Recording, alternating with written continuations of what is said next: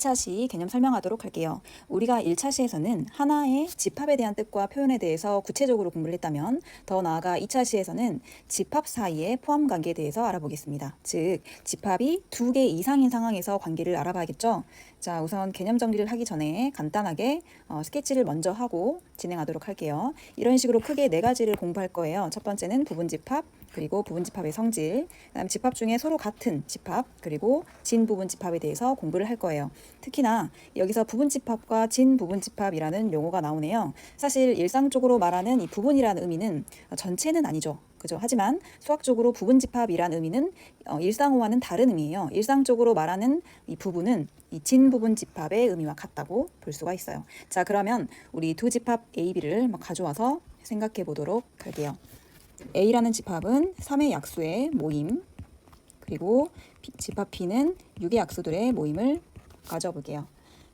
그러면 여기 집합 A에 있는 이 모든 원소 2하고 3이 이 집합 B에도 속해 있는 걸 알 수가 있죠. 표현을 해보면 집합 A, 집합 B 이렇게 표현할 수 있죠. 집합 A는 집합 B의 부분임을 알 수가 있어요. 이를 수학적 용어로 집합 A는 집합 B에 포함된다라고 해요. 또는 집합 B는 집합 A를 포함한다라고 해요. 우리가 이제 원소와 집합에서는 속한다라는 표현을 썼잖아요. 1은 집합 B에 속한다. 3은 집합 B에 속한다라는 표현을 썼지만 집합과 집합 사이의 관계에서는 포함이라는 용어를 써요. 자, 이를 수학적 기호로 표현하면요. 집합 A는 집합 B의 부분 집합이다. 이렇게 표현을 해요. 여기에서 이 포함 기호는 포함 관계 기호는 포함하다가 영어로 컨테인이잖아요. 컨테인 앞에 있는 이 C자 모양과 똑같이 이런 식으로 표기하시면 돼요. 자, 그러면 부분 집합의 정의를 다시 한번 적어 볼게요. A가 B의 부분 집합이라는 것은 집합 A에 있는 이 모든 원소에 대해서 이 원소들이 집합 B에도 속할 때 집합 A는 집합 B의 부분 집합이라고 하죠. 적어볼게요. 집합 A의 모든 원소에 대하여 그 원소들이 B에도 속할 때 이때 우리는 A는 B의 부분 집합이라고 한다. 이해 가셨죠? 자, 두 번째 부분 집합의 성질에 대해서 알아보도록 할게요. 크게 2가지가 있는데요. 먼저 공집합은 모든 집합의 부분 집합이라는 성질과 그리고 모든 집합은 자기 자신의 부분 집합이라는 성질이 있습니다. 이때 그 공집합이 모든 집합의 부분 집합이라는 것은 매우 중요해요. 하지만 이 파트에서 설명하기 좀 어렵고요. 이제 뒷부분에 명제 파트에 가면 논리적으로 설명해 드릴게요. 지금은 그냥 암기해 두세요. 명제를 알아야 증명이 되는 부분이라서요. 그리고 이 두 번째 사실은요. 이런 모든 집합이 자기 자신의 부분 집합이다라는 사실은 A의 어떤 원소를 가져와도 결국엔 다시 A에 속하게 되죠. 그래서 부분 집합의 정의에 의해서 그대로 설명이 될 수 있겠어요. 자, 그리고 두 번째 성질은 A가 B의 부분집합이고 그리고 B가 C의 부분집합이면 결국에 A는 C의 부분집합이다라고 할 수 있다. 그러니까 이 말은 예를 들면 C라는 집합을 예를 들어 1, 2, 3, 6, 7 이런 식으로 가져볼게요. C라는 집합이 B보다는 더 큰 이런 집합, 7이 하나 포함되는 집합이라고 했을 때요. 즉 집합 A가 집합 B에 포함되어 있고 집합 B가 집합 C에 포함되어 있으면 결국에 집합 A는 집합 C의 부분집합이다 라는 사실을 직관적으로도 알 수가 있죠. 즉 이 B를 사이에 두고 A와 C의 관계, 즉 포함 관계를 알 수가 있다라는 의미입니다. 자, 그 다음에 세 번째, 서로 같은 집합이에요. 예를 들어서 A라는 집합을 2, 4, 6, 8 가져와 볼게요. 그리고 B라는 집합을 조건제시법으로 x 바 x는 x는 8 이하의 짝수를 한번 가져와 볼게요. 자, 원소날법으로 생각했을 때 2, 4, 6, 8 여기도 마찬가지로 2, 4, 6, 8 원소가 정확하게 일치하죠. 즉 A에 포함되어 있는 모든 원소는 B에 속할 거고 B에 속하는 모든 원소들이 A에 속하겠죠. 얘를 수학적 표현으로 하자면 집합 A에 있는 모든 원소들이 집합 B에 속하고 그리고 집합 B에 있는 모든 원소들이 집합 A에 속한다. 즉 각각 부분 집합이 되는 거죠.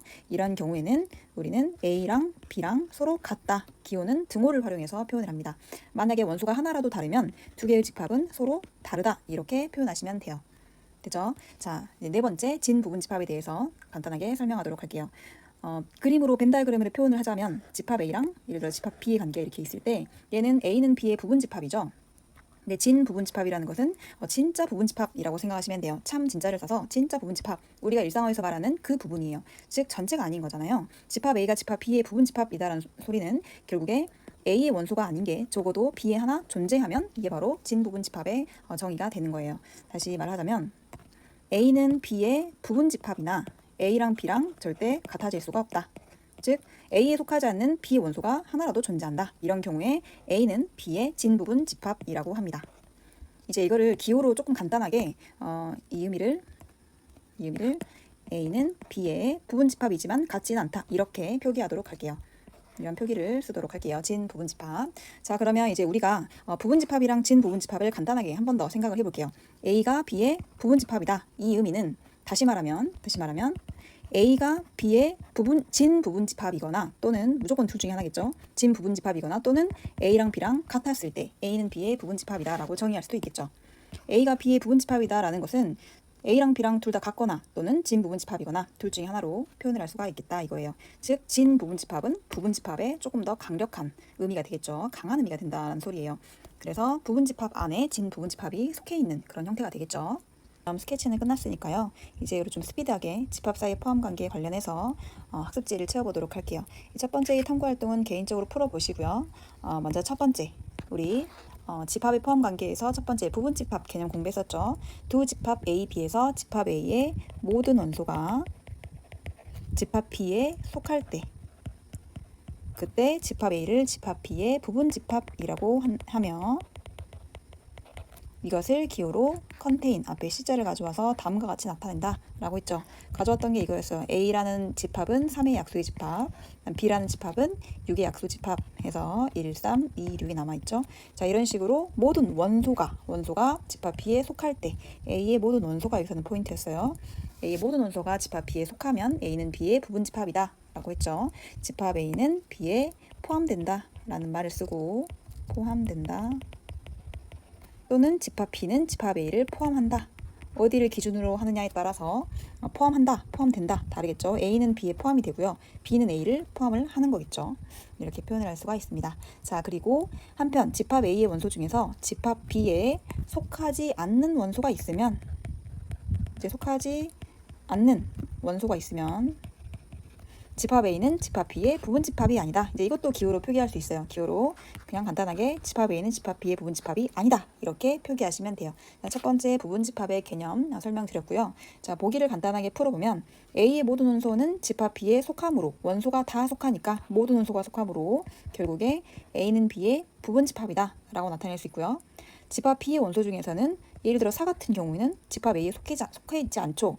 모든 원소가 속해 되는데 집합 B에 하나라도 속해 있지 않은 원소가 있으면 B는 집합 A의 부분 집합이 아닌 거겠죠. 그래서 집합 B는 집합 A의 부분 집합이 아니다. 이렇게 쓰시면 돼요.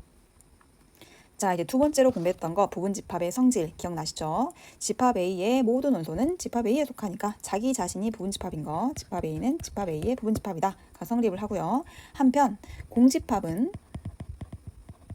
모든 집합의 부분 집합으로 정의한다. 이 부분은 매우 중요하다고 했었고 뒷부분에 이제 명제 파트 가서 다시 한번 증명을 할게요. 자, 그리고 세 번째는 서로 같은 집합에 대해서 공부했었죠. 자, 1, 2, 4, 8 그리고 B는 8의 약수. 얘를 원소나열법으로 나열해도 1, 2, 4, 8 같죠? 즉 A의 모든 원소가 B에 속하고 즉 A는 B의 부분 집합이고 B의 모든 원소가 A에 속하니까 B가 A의 부분 집합 이 성립을 하죠. 이와 같이 A가 B에도 속하고 그리고 B도 A에 속할 때 두 집합 A, B는 서로 같다라고 하고 기호로 등호를 활용해서 A는 B와 같이 나타낸다. 서로 같지 않을 때 하나라도 원소가 다르면 그때는 A와 B가 서로 다르다라고 표기한다라고 했어요. 그죠? 자, 그 다음 장 넘어가도록 할게요. 그 다음 장. 두 집합 A, B에서 집합 A가 집합 B의 부분 집합이고 서로 같지 않을 때 그때 즉 A가 B에 포함이 되지만 A랑 B랑은 같지 않을 때 집합 A를 집합 B의 진짜 부분 집합, 진 부분 집합이라고 한다. 네 번째가 진 부분 집합이었죠. 진 부분 집합이라고 한다. 자, 예를 들어서 A가 1, 5, 10이고 B가 1, 2, 5, 10일 때 그때 A는 B에 포함이 되지만 A랑 B랑은 같지 않죠. 그러면 A는 B의 진 부분 집합이다. 라고 한다고 했습니다. 자, 예제 1번하고 필수 문항 분석 이 문제 푸는 것들은 수업 시간에 다루도록 할게요. 고생하셨어요.